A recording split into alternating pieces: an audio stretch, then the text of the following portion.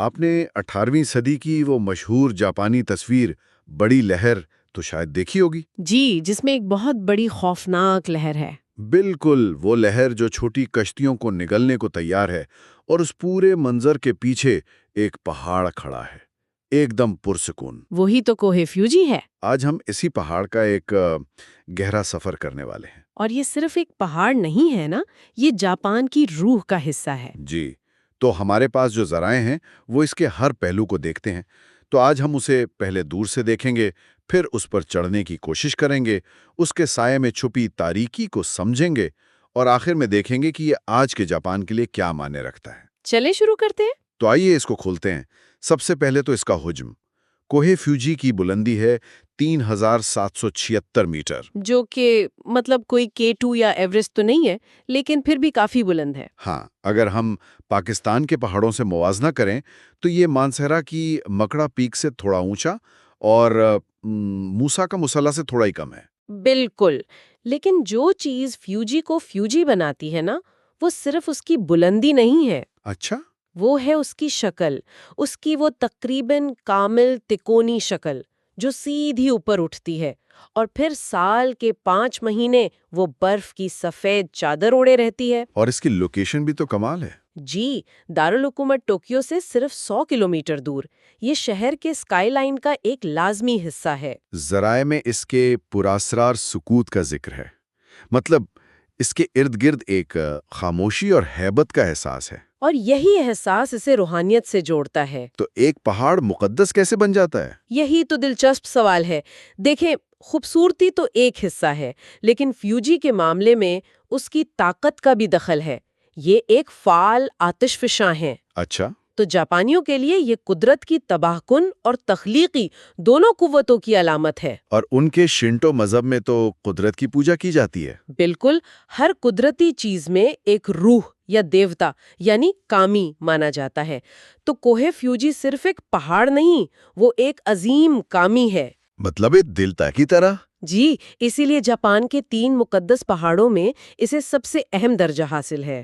لیکن حیرت کی بات یہ ہے کہ اس دیوتا تک پہنچنا بہت آسان ہے۔ ہاں، یہ ہمالیہ یا کراکرم جیسا نہیں ہے جہاں آپ کو پروفیشنل کوہ پیما ہونا پڑے۔ تو کوئی بھی چڑھ سکتا ہے؟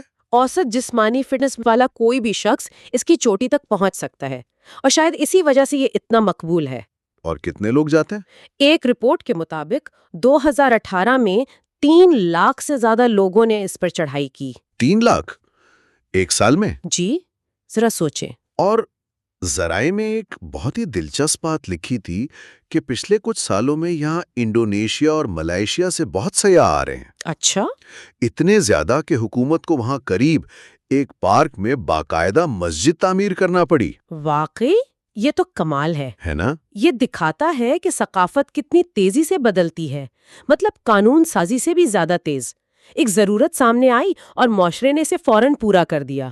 تو اگر کوئی اس پر چڑھنا چاہے تو یہ سفر کیسا ہوتا ہے؟ ذرائع بتاتے ہیں کہ یہ پورا عمل ناقابل یقین حد تک منظم ہے۔ جاپان سے یہی توقع کی جا سکتی ہے۔ جی ہاں، وہاں آپ کو کسی گائیڈ کی ضرورت نہیں پڑتی۔ راستوں پر بہت واضح بورڈ لگے ہیں۔ اچھا۔ 4 الگ الگ ٹریک ہیں جنہیں رنگوں سے پہچانا جاتا ہے، تو بھٹکنے کا تو سوال ہی نہیں۔ اور سفر شروع کہاں سے ہوتا ہے؟ دلچسپ بات یہ ہے کہ آپ 5ویں اسٹیشن تک گاڑی یا بس میں جاتے ہیں، جو تقریباً آدھا راستہ ہے۔ یعنی آدھا سفر تو ایسے ہی ہو گیا۔ ہاں، اور وہاں سے آگے کا سفر پیدل ہے۔ اس سے پہاڑ کا بالائی حصہ آلودگی سے بھی محفوظ رہتا ہے۔ اور وقت کتنا لگتا ہے اس میں؟ عام طور پر چڑھنے میں کوئی 6 گھنٹے لگتے ہیں۔ اور اترنے میں؟ اترنے میں 3 گھنٹے۔ زیادہ تر لوگ رات کو چڑھنا شروع کرتے ہیں تاکہ صبح سویرے چوٹی پر ہوں۔ بالکل، طلوع آفتاب کا منظر دیکھنے کے لیے۔ اسے جاپانی میں گورائکو کہتے ہیں، اور یہ ایک روحانی تجربہ مانا جاتا ہے۔ اور چوٹی پر پہنچ کر کیا نظر آتا ہے؟ چوٹی پر پہنچ کر آپ ایک بہت بڑے آتش فشانی دہانے کے کنارے پر کھڑے ہوتے ہیں۔ کتنا بڑا ہے وہ؟ اتنا بڑا کہ اس میں 5 فٹ بال کے میدان سما جائیں، اور اتنا گہرا کہ کوئی 30 منزلہ عمارت کھڑی ہو جائے۔ باپ رے! وہ آپ کو قدرت کی بے پناہ طاقت کا احساس دلاتا ہے۔ ویسے تو یہ آتش فشاں پچھلے 300 سال سے خاموش ہے۔ لیکن وہ منظر یاد دلاتا ہے کہ اس خوبصورتی کے نیچے کیا چھپا ہے۔ جی، ایک منٹ، مجھے ذرائع میں ایک چیز پڑھ کر بہت حیرت ہوئی، چوٹی پر ڈاک خانہ، کیا واقعی؟ جی، ایک چھوٹا سا ڈاک خانہ، ایک عبادت گاہ اور کچھ دکانیں بھی ہیں۔ یہ تو کمال ہے، مطلب آپ دنیا کے بلند ترین مقامات میں سے ایک سے خط پوسٹ کر سکتے ہیں؟ یہی تو جاپانی کارکردگی ہے، اور سب سے اچھی بات، اس پر چڑھنے کی کوئی سرکاری فیس نہیں ہے۔ اچھا، ہاں، وہ ماحولیاتی تحفظ کے لیے 1000 ین کی رضاکارانہ فیس مانگتے ہیں، جو زیادہ تر لوگ خوشی سے دے دیتے ہیں۔ تو لاکھوں لوگ اس پہاڑ پر زندگی اور روحانی سکون تلاش کرنے آتے ہیں، لیکن اسی پہاڑ کے دامن میں کچھ لوگ زندگی کا خاتمہ کرنے آتے ہیں۔ آپ اوکی گارا جنگل کی بات کر رہے ہیں؟ جی، کوہ فیوجی کے حسن کے سائے میں یہ ایک بہت ہی تاریک حقیقت ہے۔ اور اس کی جڑیں جاپان کی تاریخ میں گہری ہیں، جیسے سامورائی جنگجوؤں کا ہاراکاری کا تصور۔ یعنی بے عزتی کی صورت میں اپنی جان دے کر عزت بچانا۔ بالکل، یا پھر دوسری جنگ عظیم کے کامے کازی پائلٹس۔ اس ثقافتی پس منظر کی وجہ سے جاپان میں خودکشی کو مغرب کی طرح گناہ یا کمزوری نہیں سمجھا جاتا رہا۔ اور یہ اوکی گارا جنگل، جسے درختوں کا سمندر بھی کہتے ہیں، بہت گھنا ہے۔ جی، 1200 سال پرانا جنگل ہے، اور کہتے ہیں کہ وہاں کمپاس بھی کام کرنا چھوڑ دیتا ہے۔ ذرائع کے مطابق پچھلی نصف صدی میں یہاں 500 سے زیادہ لوگوں نے اپنی جان لی ہے۔ جب سالانہ اموات کی تعداد 30 سے بڑھ گئی تو حکومت نے ایک بہت ہی غیر معمولی قدم اٹھایا۔ کیا کیا انہوں نے؟ انہوں نے جنگل میں پولیس تعینات کرنے کے بجائے راستوں پر سائن بورڈ لگا کے۔ Sign board? اور ان پر لکھا کیا ہے؟ ان پر کوئی حکم یا دھمکی نہیں ہے، بلکہ ایک بہت نرمی بھری گزارش لکھی ہے۔ اچھا، لکھا ہے، آپ کی زندگی آپ کے والدین کا ایک انمول تحفہ ہے۔ برائے کرم ایک بار پھر اپنے والدین، بہن بھائیوں اور بچوں کے بارے میں سوچیں، اکیلے پریشان نہ ہو، ہم سے بات کریں۔ اور ساتھ میں ایک ہیلپ لائن کا نمبر دیا گیا ہے۔ یہ تو بہت ہی ہمدردانہ طریقہ ہے۔ جی، یہ جاپانی ثقافت کی عکاسی کرتا ہے، زبردستی کے بجائے افہام و تفہیم کا راستہ۔ اور کیا اس کا کوئی فائدہ ہوا؟ حیرانگی طور پر ہاں، حکومتی ذرائع بتاتے ہیں کہ ان بورڈز کو پڑھ کر کئی لوگوں نے اپنا ارادہ بدل لیا اور مدد کے لیے رابطہ کیا۔ تو ہم نے پہاڑ کی عظمت دیکھی، اس کی روحانیت اور اس سے جڑا تاریک پہلو بھی، لیکن اس کا اثر فن پر بھی تو بہت گہرا ہے۔ آئیے بڑی لہر پر واپس چلتے ہیں۔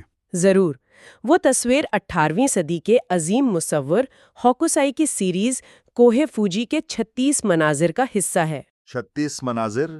جی، اس پوری سیریز میں فیوجی کو مختلف موسموں، مختلف زاویوں اور مختلف سماجی حالات کے پس منظر میں دکھایا گیا ہے۔ لیکن بڑی لہر میں جو بات ہے وہ کسی اور میں نہیں۔ بالکل، اس تصویر میں 3 کشتیاں ہیں، ایک دیو ہے کہ لہر کے رحم و کرم پر، اور پس منظر میں کوہ فیوجی ایک دم خاموش اور پرسکون کھڑا ہے۔ وہ اس موت و حیات کی کشمکش کا ایک گواہ ہے۔ اور یہی جاپانی فلسفے مونو نو آوارے کی عکاسی ہے۔ وہ کیا ہے؟ اس کا مطلب ہے چیزوں کے فانی ہونے کا خوبصورت دکھ۔ انسان اور اس کی کوششیں ان لہروں کی طرح ہیں جو اٹھتی اور ٹوٹ جاتی ہیں، جبکہ فیوجی ابدی حقیقت کی طرح قائم رہتا ہے۔ واہ، یہ صرف ایک تصویر نہیں، ایک پورا فلسفہ ہے۔ جی، یہ ہمیں بتاتی ہے کہ ہماری زندگی عارضی ہے، لیکن اس عارضی پن میں بھی ایک خوبصورتی ہے۔ اور مجھے یہ جان کر بہت اچھا لگا کہ جاپان نے ان تاریخی فن پاروں کا جدید استعمال کیسے کیا ہے۔ آپ پاسپورٹ کی بات کر رہے ہیں؟ جی، یہ صرف عجائب گھروں میں نہیں ہے۔ نہیں، بالکل نہیں۔ ہوکوسائی کی یہی تصاویر جاپانی پاسپورٹ کے ویزا صفحات کے پس منظر میں استعمال ہوتی ہیں۔ ہر صفحے پر فیوجی کا ایک مختلف منظر؟ جی، گویا ہر جاپانی شہری جب بھی ملک سے باہر سفر کرتا ہے، کوہ فیوجی کو اپنے ساتھ لے کر جاتا ہے۔ یہ قومی شناخت کو جدید دنیا سے جوڑنے کا ایک شاندار طریقہ ہے۔ اور یہ اثر صرف مصوری تک محدود نہیں۔ شاعری میں بھی؟ جی، 17ویں صدی کی ایک مشہور ہائیکو ہے۔ اچھا، وہ 3 مصروں والی نظم؟ جی، دنیا کی مختصر ترین نظم۔ وہ کچھ یوں ہے، اے گھونگے، کوہ فیوجی پر چڑھ مگر آہستہ آہستہ۔ واہ، ان 3 سادہ مصروں میں کتنی گہرائی ہے۔ بالکل، یہ صرف ایک گھونگے کی بات نہیں ہے، یہ استقامت، صبر اور عاجزی کا سبق ہے۔ کہ منزل کتنی ہی بلند کیوں نہ ہو، اگر ثابت قدمی سے چلتے رہو تو وہاں پہنچا جا سکتا ہے۔ جی، آج کی تیز رفتار دنیا کے لیے ایک بہت بڑا سبق۔ اور ایک مقامی گیت میں بھی اسے بہت خوبصورتی سے بیان کیا گیا ہے۔ اس کے بول بھی بہت پیارے ہیں۔ نیلے آسمان کے پس منظر میں جسم پر برف کی سفید کیمونو پہنے، پیروں میں دھند کو لپٹے فیوجی جاپان کا عظیم پہاڑ ہے۔ اس میں پہاڑ کو ایک شخصیت کے طور پر پیش کیا گیا ہے۔ جی، یہ ظاہر کرتا ہے کہ جاپانیوں کے لیے فیوجی صرف ایک پہاڑ نہیں بلکہ ایک زندہ وجود کی طرح ہے۔ لیکن ہمارے اس سفر کے آخر میں ایک اور پیچیدہ اور متضاد پہلو سامنے آتا ہے۔ آپ فوجی مشقوں کی بات کر رہے ہیں؟ جی، یہ پہاڑ جو امن، سکون اور فن کی علامت ہے، اس کا ایک اور استعمال بھی ہے۔ ذرائع کے مطابق کوہ فیوجی کے آس پاس کا علاقہ فوجی مشقوں کے لیے بہت موزوں سمجھا جاتا ہے۔ یہاں جاپانی سیلف ڈیفنس فورسز اور امریکی افواج مشترکہ مشقیں کرتی ہیں۔ یہ ایک عجیب تضاد ہے نا؟ بہت عجیب۔ ایک طرف یہ مقدس پہاڑ ہے اور دوسری طرف اسی کے دامن میں جنگ کی تیاری ہو رہی ہے۔ اور ستم ظریفی یہ ہے کہ ان مشقوں کا سرکاری مقصد بھی خطے میں امن کی راہ ہموار کرنا بتایا جاتا ہے۔ بالکل، یہ جدید جاپان کی پیچیدہ حقیقت کو سامنے لاتا ہے۔ ایک ملک جس کا آئین اسے جنگ سے روکتا ہے، وہ اپنے سب سے مقدس مقام کے سائے میں جنگی مشقیں کر رہا ہے۔ یہ ایک اہم سوال اٹھاتا ہے۔ جی، کہ کیا عام قائم کرنے کے لیے جنگی تیاری ضروری ہے؟ اور کیا قدرت کے اس نشان کو ایسے مقاصد کے لیے استعمال کرنا مناسب ہے؟ تو آج ہم نے دیکھا کہ کوہ فیوجی صرف ایک جغرافیائی حقیقت نہیں ہے۔ نہیں، بالکل نہیں۔ یہ ایک مقدس مقام ہے، ایک چیلنج، ایک تاریخ داستان کا پس منظر، فنکاروں کے لیے پریرنا اور جاپان کی قومی شناخت کی ایک جدید علامت، جو ان کے پاسپورٹ پر بھی ثبت ہے۔ اور ایک ہی وقت میں امن کی علامت بھی ہے اور فوجی طاقت کا میدان بھی۔ بالکل، یہ ایک پہاڑ ہے جس میں کئی کہانیاں، کئی تضادات اور کئی فلسفے سمائے ہوئے ہیں۔ اس گفتگو کے اختتام پر میں چاہتا ہوں کہ سامعین کے لیے ایک سوچ چھوڑی جائے۔ ضرور، وہ ہائیکو یاد ہے؟ اے گھونگا، کوہ فیوجی پر چڑھ مگر آہستہ آہستہ۔ جی، ہماری آج کی تیز رفتار دنیا میں، جہاں ہم ہر چیز فوراً چاہتے ہیں، جہاں معلومات بھی ہمیں جلدی سے حاصل کرنی ہوتی ہیں، ایک گھونگے کا آہستہ آہستہ مستقل مزاجی سے بلندی پر پہنچنے کا یہ تصور ہمیں کیا سکھاتا ہے؟ کیا عظیم چیزوں کو سمجھنے یا حاصل کرنے کے لیے رفتار سے زیادہ استقامت اور صبر کی ضرورت ہوتی ہے؟ کیا زندگی کے سب سے بڑے پہاڑوں کو سر کرنے کا بہترین طریقہ یہی سست اور ثابت قدمی والا ہے، نہ کہ تیز اور تھکا دینے والا؟